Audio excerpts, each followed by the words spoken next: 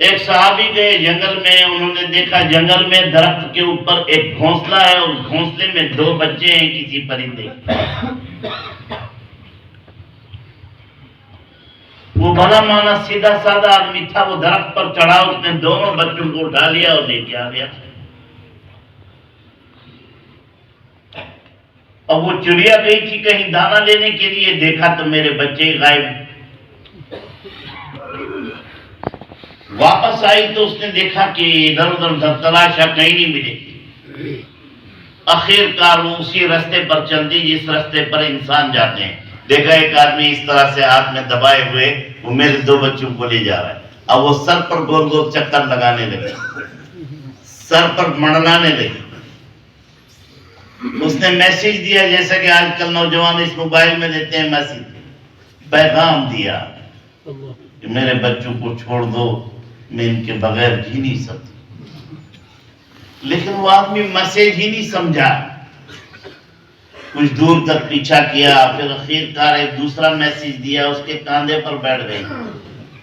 اس بھلے آدمی نے اس کو بھی پکڑ لیا، اب 3 ہو گئے۔ صحابہ میں لیکن خوبی تھی، جب کوئی نئی بات پیش آتی تھی تو نبی کی خدمت میں جاتے، وہ چڑیوں کے بچوں کو اور چڑیا کو لے کر وہاں پہنچے۔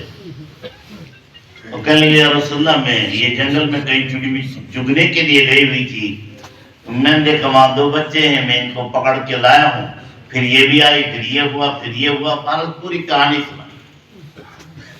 تو نبی کی آنکھوں میں سے ٹپا آنسو، اس لیے کہ آپ تو رحمت للعالمین تھے۔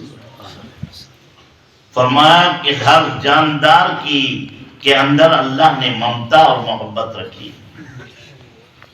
یہ چڑیا جب گئی تھی، پھر جب یہ آئی، پہلے نمبر پر اس نے تمہیں میسج دیا میرے بچوں کو چھوڑ دو، تم نے اس کے میسج کو سمجھا ہی نہیں۔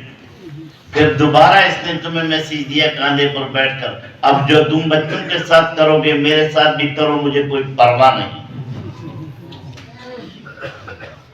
مجھے یاد پڑتا ہے جب میں چھوٹا سا تھا، ہماری ماں رحمت اللہ علیہا مرغیاں پالتی تھی، تو شام کے وقت مغرب کی اذان سے پہلے ان کو باندھا، یعنی اس کو دربے میں بند کرنا ہوتا تھا، مریض مدرسہ سے بند کر، تو دربے میں بند کرنا ہوتا تھا۔ وہ بچے کبھی ادھر کبھی ادھر، کبھی ادھر کبھی ادھر، تھک جاتے تھے۔ کئی دفعہ ایسا بھی ہوا کہ وہ مرغی اپنے بچوں کے ساتھ آ رہی ہے، کوک کوک کوک کوک کر کے، ادھر سے بلی آ گئی۔ اب اس مرغی نے ان بچوں کو چھوڑا اور اس بلی کی طرف دوڑتی ہوئی بھاگی گئی اور اس کو ایک بار دھپٹا مارا۔ تو اس مرغی، اب مجھے یاد آتا ہے، وہ مرغی دراصل اس بلی کو یہ پیغام دیتی تھی، دیکھ تو آ رہی ہے، میرے بچوں کو چھونا مت، اگر تم ان کے پاس سے گزرے گی، گو کہ تم مجھ سے طاقت میں بڑھ کر ہے، تو میری ناک کے اوپر سے گزرنا پڑے گا۔ یہ ہے وہ ممتا، محبت جو ہر جاندار کے اندر اللہ نے رکھی ہے، انسان کے اندر تو بدرجہ اولا رکھی ہے۔ فرمایا کہ الجنت تحت اقدام امہاتکم او کما قال علیہ الصلوۃ والتسلیم، کہ جنت جو ہے یہ تمہاری ماؤں کے قدموں کے نیچے ہے۔ یوں ہی تھوڑی ہے وہ قدموں کے نیچے، ہم تو روزانہ ان کا دل دکھاتے، ہم تو کہتے ہیں کہ یہ ماں ہماری پگلی ہے، دوست جب آتے ہیں کہتے ہیں کہ یہ پگلی ہے، وہ وہی پگلی ہے جس نے بچپن سے جوانی تک اپنے آپ کو آپ کے لیے مٹایا اور اپنی جو ہے ساری انرجی، ساری طاقت تم پر لگائی، اور اب تم کہتے ہو کہ اس میں پگلا پن۔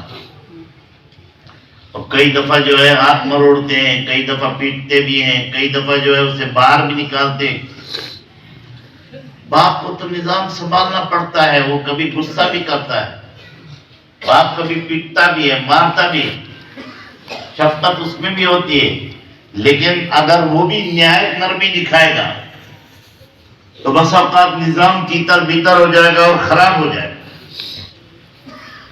اس لیے ماں جو ہے اتنی شفقت کی ہوتی ہے عادی کہ باپ کبھی کبھی مسجد جاتا ہے یا دکان پر جاتا ہے، واپسی میں اس سے پوچھتا ہے، امام و سامت یہ تو نہیں آیا تھا خبیث، حالانکہ اندر سے چاہت ہوتی ہے وہ آ گیا ہو، اس نے کچھ کھا لیا ہو۔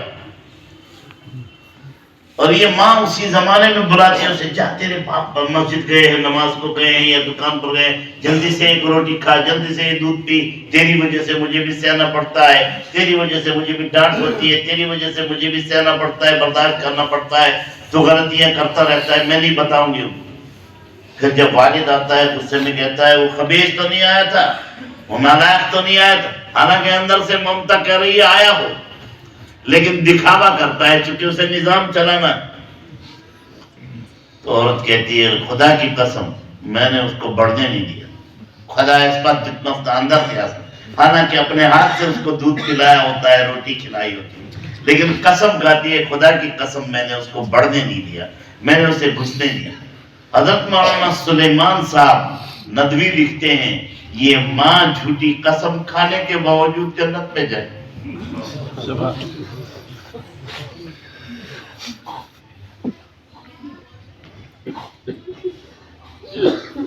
کئی دفعہ ہم نماز پڑھتے ہیں نا، کئی دفعہ روتے ہیں نماز میں، لیکن ان کا خیال نہیں رکھتے، اس کا دل دکھاتے ہیں۔ پیر صاحب ہمارے مشہور پیر ہیں، پیر ذوالفقار صاحب ملک بندی، جن سے مجھے اجازت بھی ہے، سب کچھ ہے۔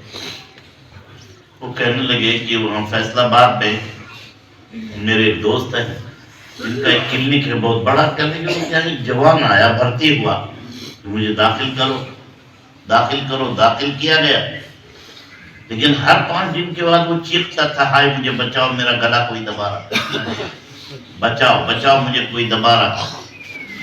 15-20 دن میں نے اس کا علاج کیا، کوئی نفع نہ۔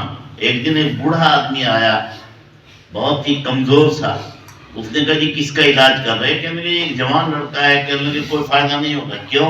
کہ میرا بیٹا ہے۔ اچھا آپ کا بیٹا ہے تو فائدہ کیوں نہیں ہوگا؟